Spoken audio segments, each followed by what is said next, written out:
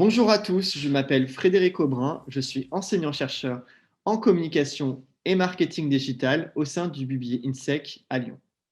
Alors aujourd'hui, je vais vous parler de brand content.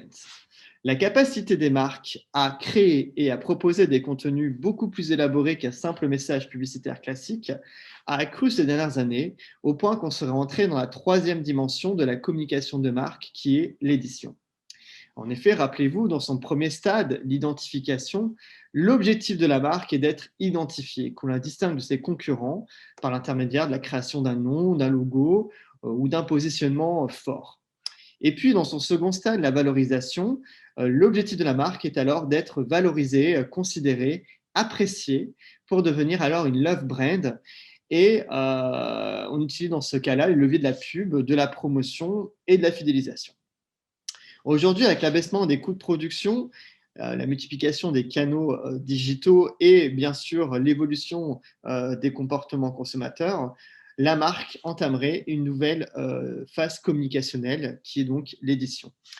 Dans cette nouvelle phase, l'objectif de la marque est de créer un engagement fort, une relation unique qui dépasse le simple achat de produits pour proposer une expérience de marque divertissante, pédagogique, ludique, suivant le contenu éditorial créé par ses gestionnaires.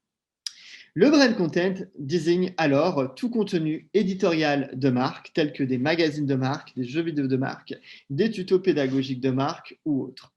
Jean-Noël Capferrer parle de marques média actives, c'est-à-dire que celles-ci se comporteraient un peu comme des véritables médias, avec une ligne éditoriale, une offre de contenu qui peut être divertissant, pratique, etc.